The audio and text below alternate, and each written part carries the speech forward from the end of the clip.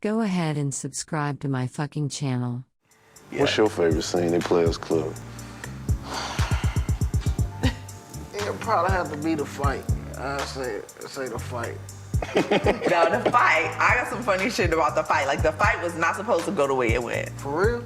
Yeah, no, it was not supposed to go like that. Like, all that blood and stuff, it was supposed to go a different way. And we choreographed the fight. Like, we practiced and we rehearsed and all of this stuff. And I knew in my spirit, I said, the fight is not gonna go like that because I know that this motherfucker Lisa Ray is about to do something to me. Like, and don't get me wrong, we're cool, we're good. You know what I'm saying? But at that time, we were both just young and coming up, and it was just this animosity that came about just because I just think, you know, So just that shit was just some real. shit. Ish. Because I wouldn't have lost. ATL shawty, don't disrespect. Lisa watched this shit. But no, it's all good. But here's the thing. So we had choreographed the whole fight, and she ended up pushing me into a mirror, and I hit my head. That was not supposed to happen, and so the blood came out my mouth, but it wasn't supposed to come out then. I was holding a pellet in my mouth. I was supposed to bust it at a certain time. But when she did that, I was like, oh, bitch, it's a blood. It was like some blood came out. I was like, oh, that's what we doing. So I got up immediately and like grabbed her, and like, if you look back at the movie, and I pushed her, and then I pushed her down. And Q was like, hey, that's not how that shit's supposed to go. And I was like, oh yeah, that's right. I was like, oh, I'm sorry. Shit just got real. We gotta rewind this shit. I gotta watch it again. I was like, okay, I'm sorry.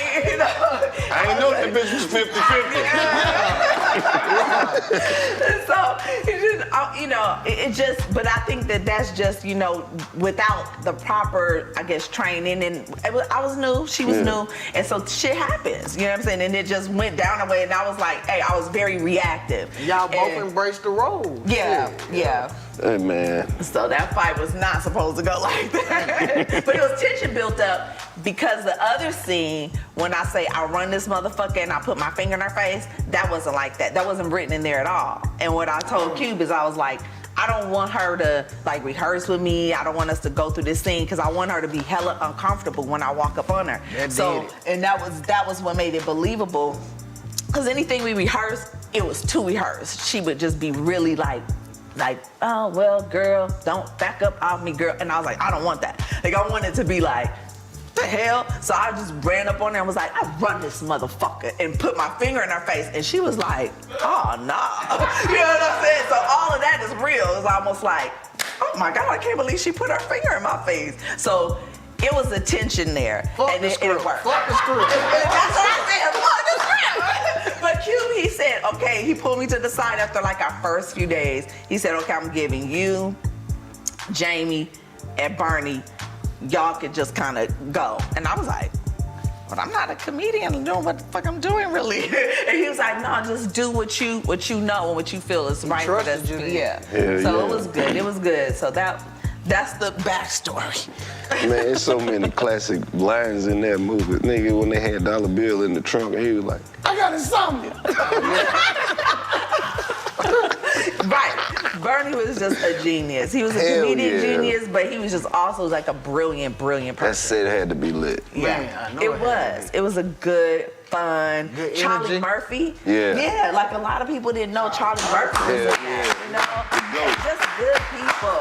Oh my God, like Terrence Howard was in it, and Faison. Yeah. You know, so yeah, it was really a good. There's a lot of set. motherfuckers in there, man. On And the so crew. many people that we've lost. Tiny. Yeah. You know, AJ, was AJ in there? Yeah. It was, Michael Clark Duncan was in How it can I too. forget that? Michael Clark Duncan. Yeah.